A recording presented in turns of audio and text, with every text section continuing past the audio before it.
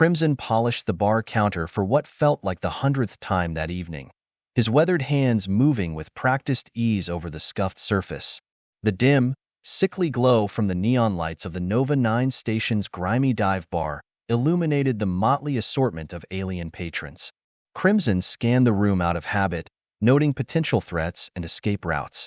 Old habits die hard. A burst of raucous laughter from a table of Zorians caught his attention. Crimson's eyes narrowed as he observed the plasma pistols holstered at their sides. Trouble, but nothing he couldn't handle. He had faced far worse during his previous life as the galaxy's most feared bounty hunter. The door hissed open, allowing a rush of recycled air to enter. Crimson's breath caught in his throat as a statuesque green-skinned woman sauntered in. Her lithe, feline grace drew every eye in the room, but it was the predatory glint in her gaze that put Crimson on edge. She approached the bar, her full lips curving into a coy smile. "What does a girl have to do to get a drink around here?" Crimson's voice came out rougher than he intended. "Depends on the drink and the girl." She leaned forward, giving him an eyeful of her ample cleavage barely contained by her tight bodysuit. "I'll have a supernova sunrise, and the name's Talia." As Crimson mixed her drink, he couldn't shake the feeling that he was being assessed. He slid the glowing blue concoction across the bar. "That'll be 10 credits. Talia's emerald eyes locked onto his. "How about we make it 20, and you tell me where I can find the legendary Crimson, the most ruthless bounty hunter this side of the galaxy?" Crimson's hand instinctively moved towards the blaster hidden beneath the bar. "Sorry, sweetheart. I don't know anyone by that name." Her smile turned razor-sharp. "Oh, I think you do. In fact, I'm looking right at him." The tension in the air thickened. Crimson's fingers curled around his weapon. "I'm just a simple bartender. Whatever you're looking for, you won't find it here." Talia's laughter was like shattered glass. "Drop the act, Crimson. Your reputation precedes you. I've got a job only someone with your particular skills can handle." Crimson growled. "I left that life behind." Her eyes flashed dangerously. 5 million credits. Enough to disappear for good. All you have to do is retrieve a little trinket from Kronos for. Crimson's jaw clenched. The answer is still no. "Now finish your drink and get out." Talia's playful demeanor vanished.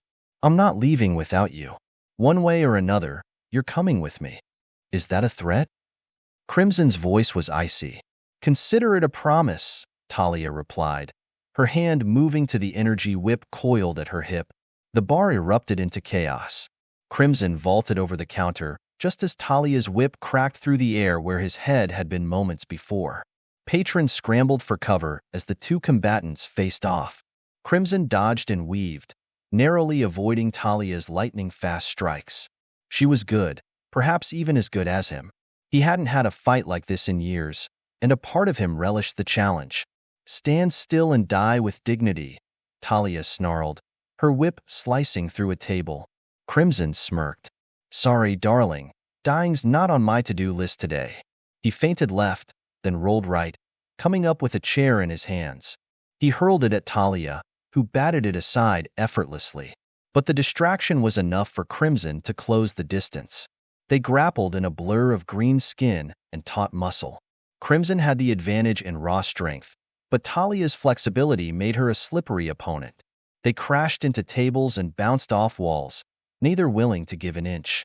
Just as Crimson thought he had the upper hand, the bar's entrance exploded inward. A squad of heavily armed mercenaries poured through the smoking hole, weapons trained on the brawling pair. "Well, well," a gravelly voice called out.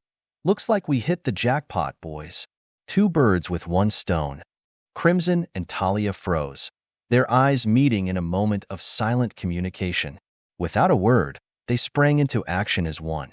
Crimson snatched up a fallen blaster while Talia's whip sang through the air. The mercenaries never stood a chance. Crimson and Talia moved in perfect synchronization, covering each other's blind spots and capitalizing on openings. It was like a deadly dance, their earlier animosity forgotten in the face of a common enemy. As the last mercenary fell, Crimson and Talia stood back to back, chests heaving. The bar was in ruins, smoke curling from scorched surfaces. "Not bad for a retired bounty hunter," Talia panted, a tired but impressed smile on her face. Crimson allowed himself a grim smile. You're not so shabby yourself, Green. They turned to face each other, adrenaline still coursing through their veins. Talia's eyes roamed over Crimson's body, a different kind of hunger replacing the earlier aggression. So, do humans have a mating season? Because after a fight like that, I'm feeling rather frisky. Crimson choked on air, his face flushing crimson. Talia's brow furrowed in confusion. You know, a designated time for copulation and reproduction. Surely your species must have one. That's not. We don't, Crimson stammered, utterly thrown off balance. He had faced the deadliest criminals in the galaxy without breaking a sweat, but this line of questioning left him flustered. Talia's eyes widened in fascination. You mean humans are always ready to mate? How wonderfully efficient. No wonder your species has spread so far across the stars. Crimson pinched the bridge of his nose, feeling a headache coming on. Look, it's not that simple. We have relationships, dating, marriage. It's complicated. Talia breathed out, moving closer. Perhaps you could give me a more hands-on demonstration of human mating rituals. Crimson took a hasty step back, nearly tripping over a fallen chair. Whoa there, Green. Let's get back to why you're really here. You mentioned a job. Talia's lips curved into a predatory smile. Oh yes, the artifact on Kronos 4. But now I'm even more convinced you're perfect for this mission. A man who's always ready for action is exactly what I need. Crimson's mind raced. The smart move would be to turn her down flat and disappear before more bounty hunters showed up, but something about Talia intrigued him. If he was honest, the prospect of one last adventure sent a thrill through his battle-worn body. All right, he said gruffly. I'll hear you out, but no promises. Talia clapped her hands in delight. Excellent. We'll make a great team, Crimson. And who knows, maybe I'll get to study human mating behavior up close and personal. Crimson groaned inwardly. What had he gotten himself into? As they made their way out of the destroyed bar, he couldn't shake the feeling that his life was about to get a lot more complicated and a lot more interesting. Crimson stepped onto Talia's ship, the Emerald Viper. His eyes scanned the sleek interior, which hummed with advanced technology, a far cry from the rust buckets he had piloted during his bounty hunting days. Talia brushed past him, her body heat radiating through his worn jacket. Make yourself at home, partner. We've got a long journey ahead. Crimson grunted, dropping his duffel bag on the floor. Just point me to my bunk. The sooner we get this job done, the better. As they prepared for takeoff, Crimson couldn't help but notice Talia's lingering glances and accidental touches. She leaned over him to adjust a control panel, her breath hot on his neck. You know, she purred, on my planet, close quarters like this would be considered quite intimate. Crimson cleared his throat, shifting uncomfortably. Yeah, well, on my planet, we call it personal space invasion. Talia's laughter tinkled like wind chimes. Oh, Crimson, you're always so ready with a mating call. I do admire human stamina. Before Crimson could sputter a response, the ship's alarms blared. A gruff voice crackled over the comms. Attention, Emerald Viper. This is Captain Zark of the Black Nebula. Prepare to be boarded. Crimson's hand flew to his blaster. Friends of yours? Talia's eyes narrowed. Space pirates. Looks like our little adventure just got more interesting. As the pirate ship latched onto theirs, Crimson and Talia moved in unison, taking up defensive positions. The airlock hissed open, and a horde of rough-looking aliens poured in. What followed was a brutal dance of violence. Crimson and Talia fought back-to-back, their movements perfectly synchronized. Crimson's precise shots took down pirates left and right. The chaotic clash with the space pirates had left the Emerald Viper in disarray. Smoke from the blaster fire still lingered in the air as Crimson and Talia stood amidst the wreckage, catching their breath. The bar was in ruins, its once familiar setting now a battleground strewn with debris. Crimson wiped sweat from his brow, his eyes scanning the mess they'd made. Talia, her bodysuit scorched in places but otherwise intact, was already examining the damage. She seemed both exhilarated and composed, a stark contrast to Crimson's more tense demeanor. Well, Talia said with a smirk, Looks like we've given Captain Zark a warm welcome. Crimson grunted in agreement. Let's hope that's the last of the pirates for now. Before Talia could respond, the ship's intercom crackled to life. Attention, Emerald Viper. This is Captain Zark. You've put up a decent fight, but I'd suggest you surrender. We've disabled your ship's engines, and my crew's just getting started. Crimson cursed under his breath. We're in no shape to take on a whole pirate crew. Talia's eyes gleamed with a mix of annoyance and determination. We can't afford to surrender. If Zark gets his hands on the ship, our mission and our lives are at risk. Crimson nodded, his thoughts racing. All right, what's the plan? Talia took a deep breath, her mind clearly working through options. First, we need to regain control of the ship. My override codes should still work. We'll head to the control room and see what we can do. The two of them moved swiftly through the corridors of the ship, their footsteps echoing in the metal halls. Crimson kept his blaster at the ready, his senses on high alert for any sign of trouble. Talia, for her part, led the way with confident strides, her sharp eyes darting around for any potential ambushes. As they reached the control room, Talia accessed the terminal and began typing furiously. Crimson kept watch, his gaze flickering between the door and the viewport, where the pirate ship was looming ominously in space. Come on, Talia muttered under her breath, her fingers a blur over the holographic controls. Suddenly, the ship jolted as if struck by an invisible force. Crimson's grip tightened on his blaster. What was that? Talia's face turned grim. Looks like Zark's making his move. We're getting boarded again. The control room doors slammed shut with a hiss, and a loud thud echoed through the metal walls. Crimson and Talia exchanged a quick, worried glance. Looks like we've got company, Crimson said, his voice steady despite the urgency of the situation. The doors to the control room began to buckle under a violent assault. Talia quickly set the ship's controls to override mode, and a soft hum signaled that the systems were coming back online. Almost there, she said, her focus unwavering. The doors finally gave way with a resounding crash, and a group of heavily armed pirates stormed into the room. Crimson and Talia sprang into action, taking cover behind the consoles as blaster fire ricocheted off the walls. Crimson returned fire with precise, calculated shots, his blaster making short work of the pirates' advance. Talia, meanwhile, moved with fluid grace, her energy whip crackling through the air as she expertly disarmed and incapacitated their attackers. Keep pushing them back, Crimson shouted, his voice barely audible over the din of combat. Talia's whip lashed out with deadly accuracy, knocking weapons from the pirates' hands and sending them sprawling. We're almost there. Just hold them off a little longer. With a final surge of effort, Talia managed to access the ship's main systems and began the process of rerouting power. The ship shuddered as its engines roared back to life. We're back in business, Talia announced triumphantly. Crimson grinned, a fierce light in his eyes. Let's make our escape. The two of them fought their way out of the control room, their movements synchronized and efficient. Crimson's blaster fire cleared the path while Talia's whip kept the pirates at bay. They reached the docking bay, where Talia's sleek Emerald Viper waited. Ready to take off? Crimson asked, his voice steady. Talia nodded, her face set with determination. Let's get out of here. Crimson and Talia quickly boarded the ship, and Talia took the pilot's seat, her fingers flying over the controls. The ship's engines roared to life, and the Emerald Viper surged forward, breaking free from the clutches of the black nebula.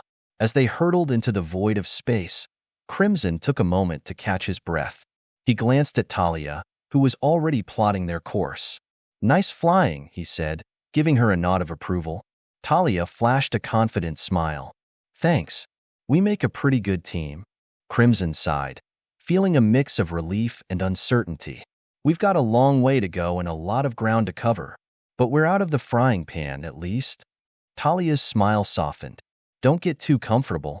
We've got a mission to complete and a galaxy to navigate. But I think you'll find it's going to be one hell of a ride. Crimson chuckled, shaking his head. I'm starting to believe you're right. As the Emerald Viper sailed through the stars, leaving the pirate ship and Nova 9 station behind, Crimson couldn't shake the feeling that this was just the beginning of a far greater adventure. And for the first time in a long while, he felt a flicker of excitement for what lay ahead. The Emerald Viper sliced through the cold expanse of space, its sleek frame cutting through the dark void with ease. Crimson leaned back in the co-pilot seat, his gaze fixed on the stars beyond the viewport. The events of the past few hours had left him exhausted, but the adrenaline from the fight still buzzed in his veins. Talia, seated at the helm, was focused on the star maps sprawled before her, her eyes scanning for their next destination.